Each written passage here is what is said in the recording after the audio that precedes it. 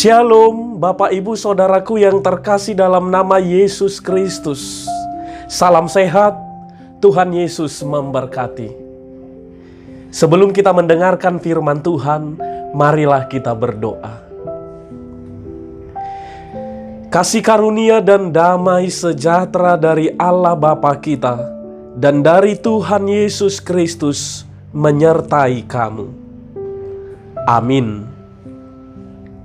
Saudaraku yang terkasih, bahwa ternyata kamu adalah orang kaya. Saya adalah orang kaya. Kita adalah orang kaya. Sebab firman Tuhan sebagai renungan hari ini bagi kita berkata demikian. Yang tertulis dalam 2 Korintus 8 ayat 9. Yang berbunyi, karena kamu telah mengenal kasih karunia Tuhan kita Yesus Kristus, bahwa Ia yang oleh karena kamu menjadi miskin, sekalipun Ia kaya, supaya kamu menjadi kaya oleh karena kemiskinannya. Saudaraku, ketika saya berkata bahwa kamu adalah orang kaya, kita adalah orang kaya di awal tadi, sekilas mungkin di pikiran kita, gimana mau disebut kaya? Pendapatan sehari saja cukup untuk menutupi kebutuhan sehari. Apalagi di masa pandemi COVID yang seperti sekarang. Atau mungkin sebagian dari kita berkata, gimana mau disebut kaya? Rumah aja masih ngontrak. Kontrakannya pun baru 2 tahun. Sisanya 13 tahun lagi. Masih sangat lama. Atau mungkin kita sebagian ada berkata, gimana mau disebut kaya? Rumah aja baru 1, mobil aja nggak punya, seperti orang-orang. Atau bisa saja mungkin sebagian dari kita berkata, belum bisa disebut kaya. Rumah aja baru 1, mobil aja hanya 1 juga.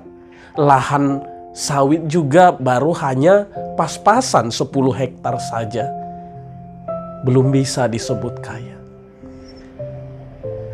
Saudaraku yang terkasih, kaya atau miskin bukan ditentukan oleh seberapa banyak harta yang sedang kita miliki. Dan itu yang mau diteguhkan oleh firman Tuhan pada saat ini. Kaya atau miskin terletak di hati Anda, di mana Anda posisikan.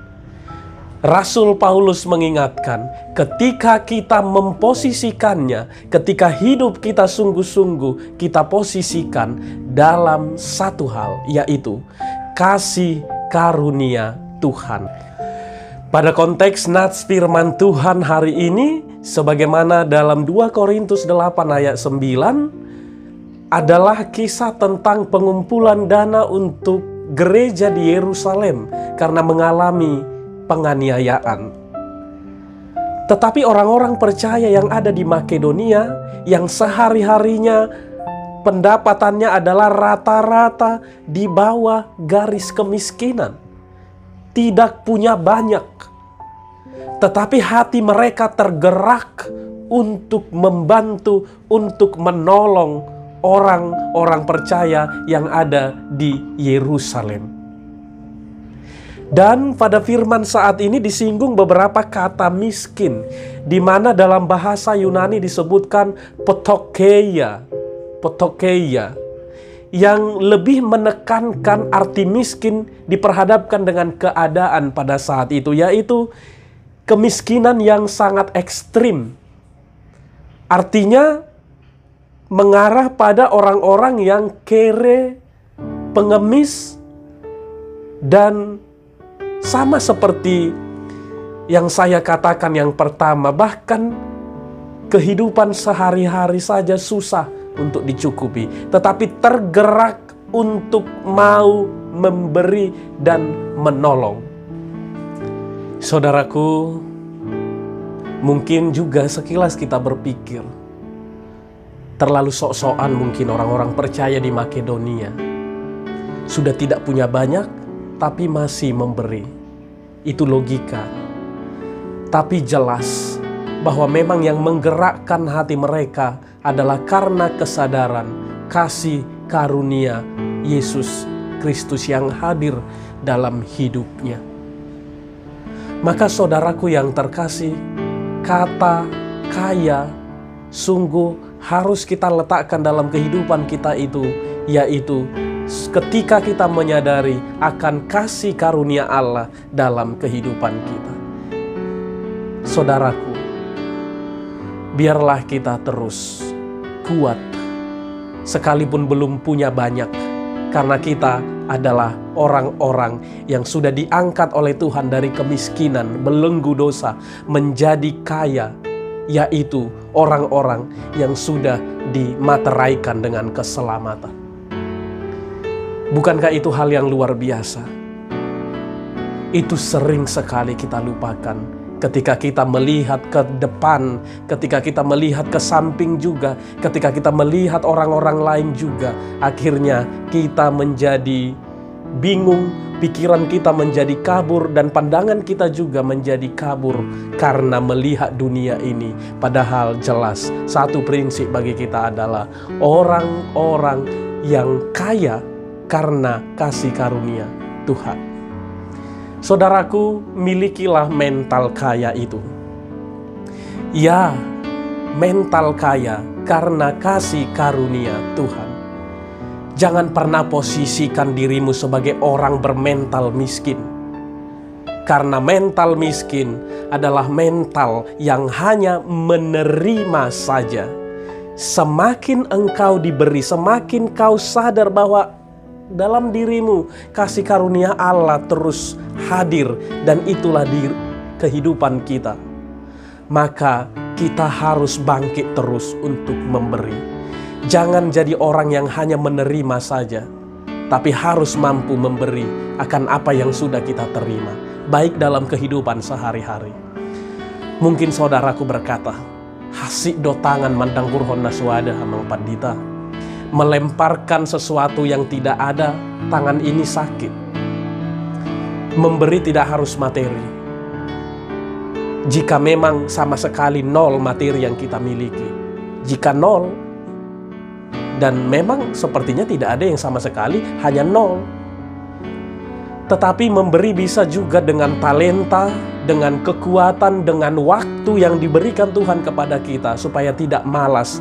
Ketika saudara kita memberi kepada kita, mungkin dengan tenaga kita, mungkin dengan pertolongan kita, mungkin dengan penguatan dari kita, atau mungkin dengan waktu kita. Ketika dia punya acara, boleh kita saling memberi. Saudaraku yang terkasih, artinya secara prinsip, biarlah kita terus memiliki mental kaya, selalu memposisikan diri, memberi, bersyukur atas anugerah Tuhan yang sudah hadir dalam kehidupan kita. Maka saudaraku yang terkasih, kekayaan yang seperti firman Tuhan hari ini sebutkanlah kekayaan yang kekal dan bertahan selama-lamanya. Hingga kita mati sekalipun dari tengah-tengah dunia ini, itu adalah milik kita. Berbeda dengan kekayaan yang kita perhitungkan tadi, kekayaan duniawi yang sudah banyak kita lihat.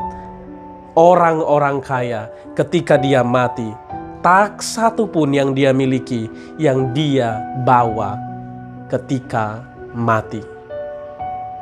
Tetap semangat, tetap optimis, jangan pesimis. Harus tetap bertahan dan kuat, dan harus terus berserah kepada Tuhan. Tetap semangat menjalani keseharian, tetap semangat dalam menjalankan aktivitas pekerjaan sehari-hari. Tuhan Yesus memberkati saudaraku. Amin. Kita berdoa. Kami bersyukur kepadamu ya Tuhan Allah Bapa kami, yang telah menguatkan kami melalui kebenaran firman-Mu pada hari ini. Kami adalah orang-orang kaya yang Tuhan angkat dari tengah-tengah kemiskinan belenggu dosa. Tuhan turun menjadi miskin, mengangkat kami untuk kekayaan, dan kami kini adalah orang-orang kaya itu. Terima kasih Tuhan, karena kasih karunia-Mu itu kami menjadi kuat, dan kami harus terus kuat dalam kehidupan kami. Tuhan, biarlah firman-Mu ini berakar dan bertumbuh dalam kehidupan kami, agar kami terus optimis dalam hidup kami, bukan menjadi orang percaya yang pesimis. Bapa kami di dalam sorga, ke dalam tangan-Mu Tuhan, kami serahkan seluruh jemaat-Mu yang masih terbaring lemah karena sakit yang diderita. Tuhan, angkat penyakit itu dan buang Tuhan, sehingga bisa jemaat-Mu sembuh, bisa pulih, dan bisa melanjutkan aktivitasnya. Berikan pengharapan yang hidup, kuatkan imannya Tuhan, agar terus berharap dalam nama Tuhan. Bapa kami di dalam sorga, Tuhan terus kuatkan seluruh jemaat-Mu dalam setiap pekerjaannya, aktivitasnya, apapun itu Tuhan. Tuhan berikan kekuatan, Tuhan limpahkan rejeki, dan Tuhan tuntun terus jemaat-Mu untuk selalu ingat menyampaikan doanya kepada Tuhan ketika memulai pekerjaan dan ketika mengakhirinya juga.